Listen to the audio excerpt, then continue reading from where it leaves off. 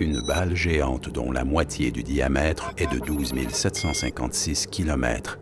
Elle s'élance dans l'espace à une vitesse énorme de 68 000 milles par heure à peu près. Elle s'appelle Terre.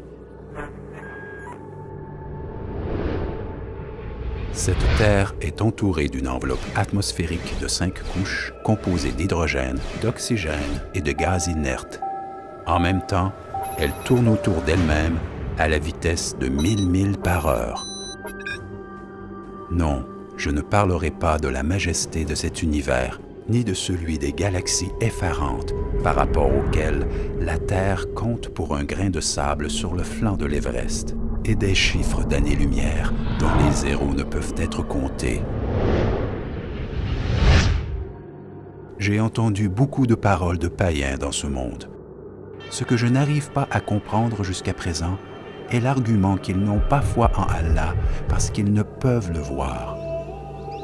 Je ne sais pas comment ils ne peuvent le voir, alors que moi, je vois tout le temps son œuvre, dans tout centimètre carré de cet univers autour de moi. Pourquoi l'eau est-elle une exception dans toutes ses particularités? Pourquoi la Terre tourne-t-elle à une vitesse fixe et à un angle précis de 23,5 degrés?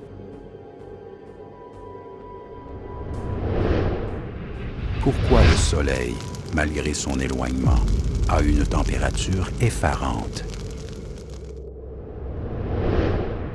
Pourquoi ces éléments et pas d'autres dans la composition de la couverture atmosphérique? En méditant ces réponses, vous verrez le Créateur majestueux se révéler clairement. La Terre tourne autour de son axe à une vitesse de plus de 1000 milles par heure. Si cette vitesse venait à diminuer à 200 000 à l'heure, nos jours et nos nuits seraient 10 fois plus longs. Durant le jour, la température continuerait à augmenter jusqu'à nous enflammer, et la nuit, elle continuera à baisser jusqu'à nous congeler. L'être humain ne pourrait pas organiser son temps et son travail durant ces phases de lumière et d'ombre trop longs. Pourquoi toutes les mesures de cet univers sont-elles ajustées dans l'intérêt d'une seule créature, la seule créature douée de raison?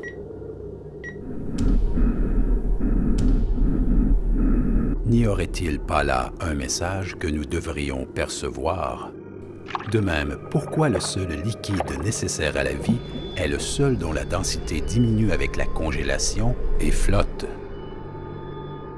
Si l'eau avait les mêmes particularités que les autres liquides, les mers et les fleuves se seraient congelés et les poissons et les animaux maritimes mourraient. Le Soleil, sans lequel nous n'aurions pas pu vivre sur cet astre, est purificateur et éclairant. La température de sa surface atteint 10 000 degrés Fahrenheit et sa distance à la Terre est d'à peu près 93 millions de milles. Cette distance n'augmente ou ne diminue jamais. Si elle venait à diminuer, le papier et le bois brûleraient de suite à cause de sa chaleur. Si cette distance augmentait, le froid qui en résulterait anéantirait toute vie sur Terre. En sachant cela, vous saurez qu'il y a un Dieu miséricordieux qui a organisé cette petite mosaïque, la Terre, de la façon qui nous rend la vie facile. Cette Terre tourne autour du Soleil avec un angle de 23,5 degrés, ce qui a pour conséquence le changement des saisons et rend favorable la majorité des terres du globe à l'agriculture et l'habitation.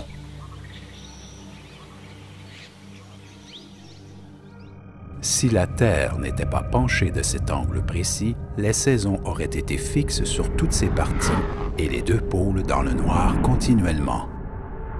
La vapeur des mers se serait dirigée vers le nord et vers le sud.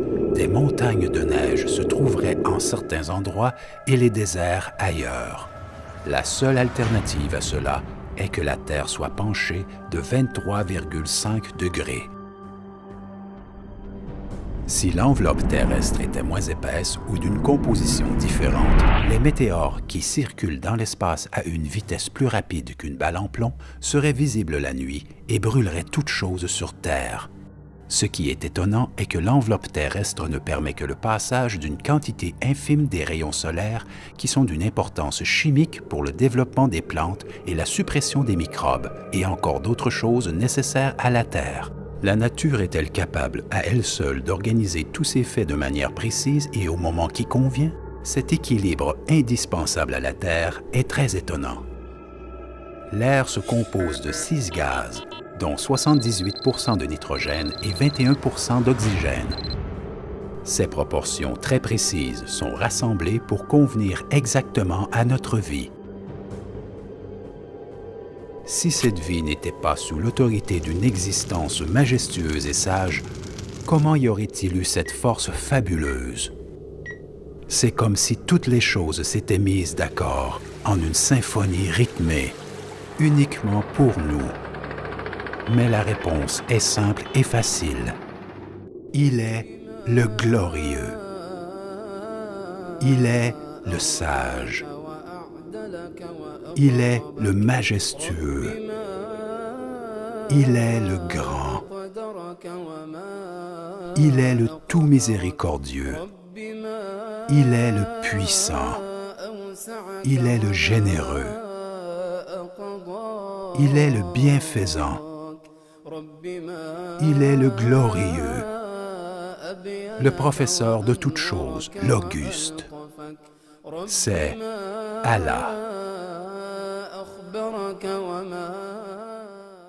قل لمن الأرض ومن فيها إن كنتم تعلمون سيقولون لله قل أفلا تذكرون قل من رب السماوات السبع ورب العرش العظيم سيقولون لله قل أفلا تتقون قل من بيده ملكوت كل شيء وهو يجير ولا يجار عليه إن كنتم تعلمون سيقولون لله قل فأنى تسحرون